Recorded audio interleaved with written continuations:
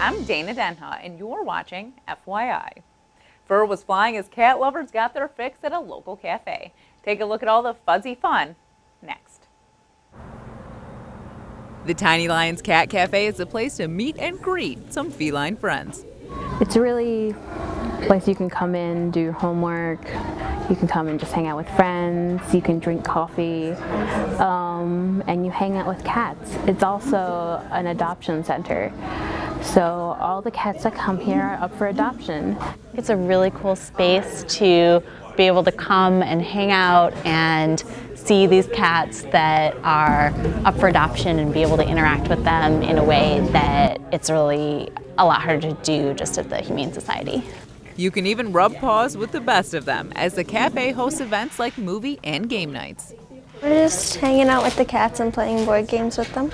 If you love cats and if you love to play board games and if you love both of them, then this is the right place for you to come. You really see cats in more a natural habitat, like at a home, and really get to see their personality.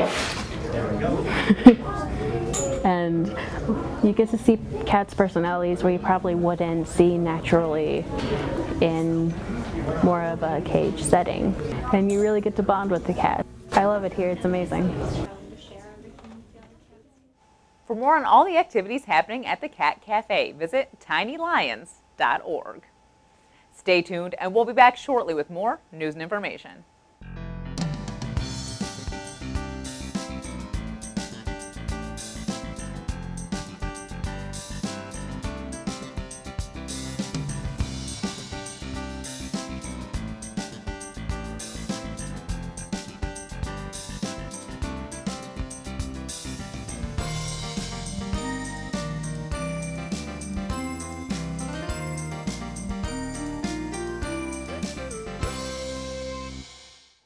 Man's best friend, fire, and jaw-dropping demos were all on the agenda as Ann Arbor Safety Services Unit welcomed the public to their annual open house.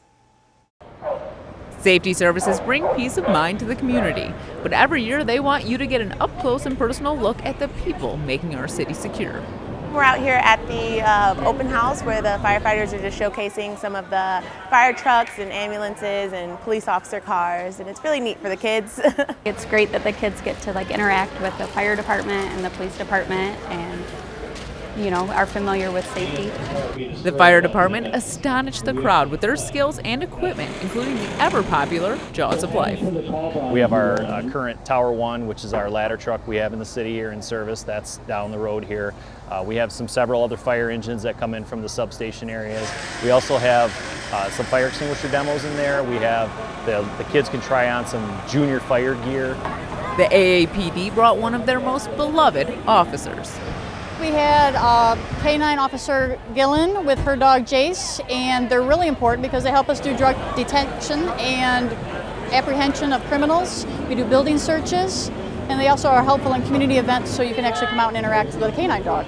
They get to meet us and know who we are as people. We're just regular people here trying to do a service for the community. This is the most convenient time of year to repair roads, and Ann Arbor has some major passageways getting a facelift this season. Get some road construction updates in this month's City Roundup in 60.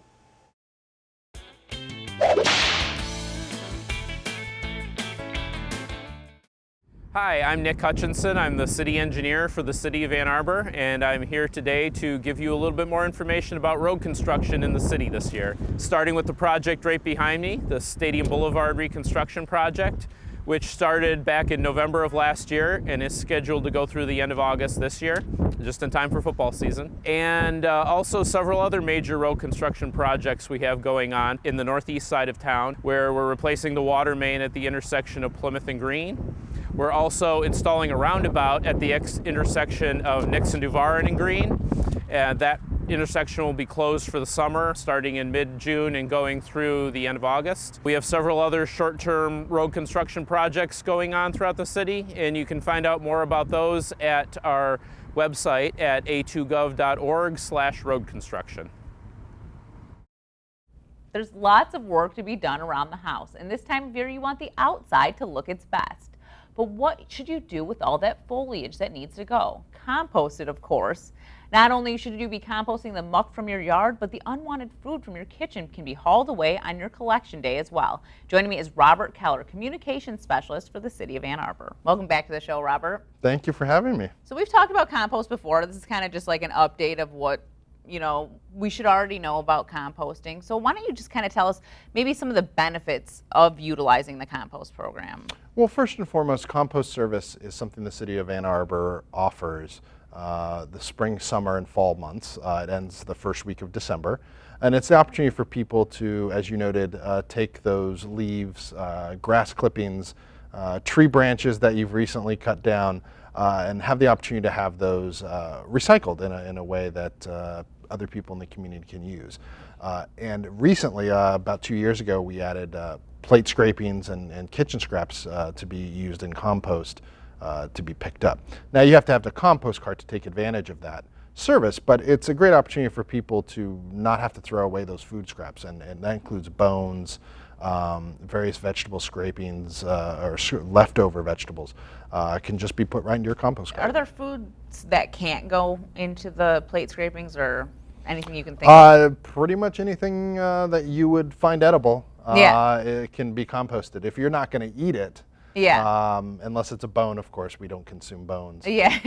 You can put that in the compost. Okay, so there's not, I mean, anything you're kind of throwing away in your kitchen can just, food-wise. Yeah, if you have a sandwich that's in its saran wrap that you want to throw out, get rid of the saran wrap first. But when you go to buy the cart, can you still get the little kitchen one? No, the kitchen composters are no longer available. We gave out thousands and thousands of them, but the demand decreased to such an extent that we just no longer make them available. Okay, so what are some of the things that we should definitely not put into our compost cart? Because I was looking at the list, so you're like, things you might think, maybe like kitty litter or something. Yeah, any animal waste is number one. Those should be double bagged and placed in your trash cart. And large stumps we don't take. And also people maybe think of like dirt. We don't put dirt, rocks. Why is dirt it's not? It doesn't turn into good compost. Okay. There are ways you can include some kinds of dirt in compost. I know there's better experts on that process than myself, but we don't accept that. And no like compost. Rocks and stuff like that. Yeah, rocks, pebbles, even the small size can, when they turn the compost during the process, those can mess with the machines. So if you do have a lot of that stuff, let's say you're doing a big yard job and you have a bunch of dirt and rocks, what do you do with it then? Well, my first recommendation is, because a lot of those items will be very heavy, and it's especially important that people recognize that there's a weight limit on the carts. And so it's important that you should probably contract with your landscaper or whoever's doing the work to go ahead and haul that material away. What if you're doing it yourself, though? Is there somewhere to take it in the city? Like it depends on some things. On particular just dirt waste, no, we actually don't take that. Yeah, there's nowhere. No, you have to contract out to have somebody else remove that. But if it's larger amounts of plant material, for example, branches that are over 6 inches in diameter, longer than 4 feet, which we can pick up curbside, you could take it to the compost center at 4150 Platt Road and have it dealt with there, and that information's all at a2gov.org/compost. Do you have to pay when you take it? Yeah, that larger material you do, because there is a fee for maintaining or taking care of the material. Yeah, sure. You mentioned the weight limit on carts. What is it?